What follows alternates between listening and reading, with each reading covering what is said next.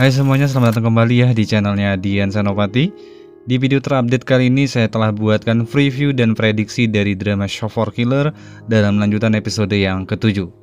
Dan seperti biasa kembali saya ingatkan jika video ini mengandung prediksi yang kemungkinan salahnya pastilah ada.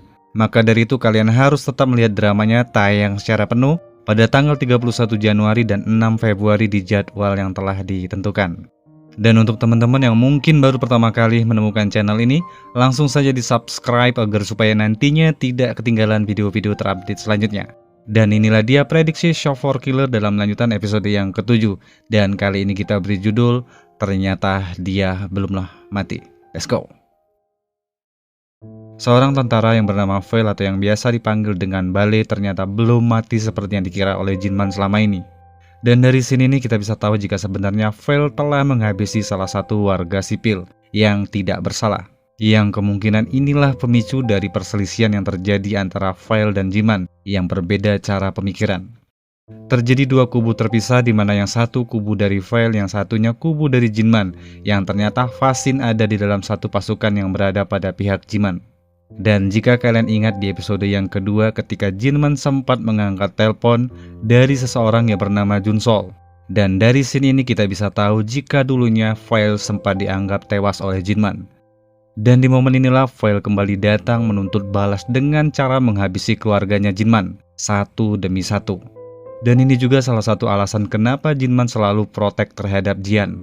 Karena memang Jinman tak ingin terjadi apa-apa kepada sang keponakan. Mengingat di luaran sana Veil masih hidup bebas berkeliaran. Junsol yang mengatakan jika Veil dan Sungzo mendatangi orang tua Jian pada pemakaman ibunya, membuat Jinman langsung bergerak dan sekaligus mengeluarkan perintah. Sebuah perintah kepada Honda untuk melindungi Jian meski nyawa adalah taruhannya.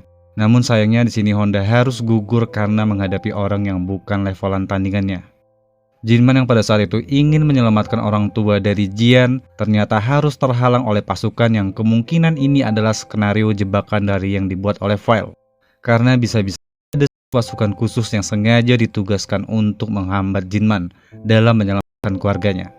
Terjadi pertarungan yang luar biasa antara Jinman yang sendirian melawan pasukan yang bersenjatakan lengkap. Yang tentunya ini bukanlah hal yang sulit bagi Jinman dalam menghabisi kawanan-kawanan yang memang bukanlah levelan tandingannya. Dan sayangnya meski pertarungan ini dimenangkan oleh Jinman, Jinman telat datang menyelamatkan orang tua dari Jian karena harus terlebih dahulu direpotkan oleh pasukan yang datang secara tiba-tiba. Dan bahkan dengan liciknya justru pada saat itu Sungzo mendatangi Jian yang ketika itu nyaris saja menjadi salah satu korbannya jika saja nasib baik tidak berpihak kepada dirinya. Dan lengkaplah sudah 3 orang yang Jinman sayang harus tewas oleh hanya seseorang yang memburu dirinya. Dan sekarang saya akan mencoba memprediksi jika sebenarnya Jinman tidaklah benar-benar tewas. Dan mungkin saja misteri kematian Jinman adalah salah satu skenario yang dibangun oleh Jinman untuk membalaskan dendamnya. Karena rasanya rancu banget Jinman yang notabene tidak mudah dikalahkan meski telah dikepung berbagai penjuru. Dan bahkan pada masa sebelumnya Jinman mampu mengalahkan Veil hanya dengan seorang diri.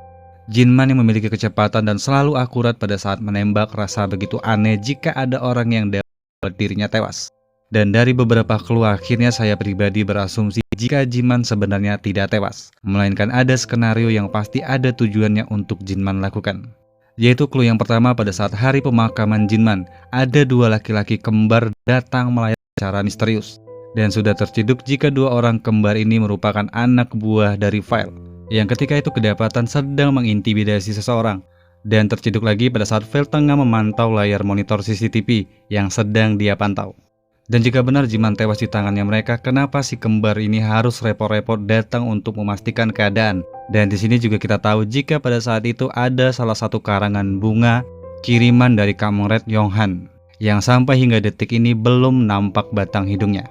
Dan yang paling mencolok yaitu menghabisi Jian yang sebenarnya tidaklah begitu mahir dalam bertempur hingga detik ini tidak sanggup Sungzo lakukan meski sudah menggunakan robot sekalipun. Apalagi melawan pamannya sudah benar-benar terlatih. Pokoknya nggak percaya deh kalau Jinman ini mati, serius deh.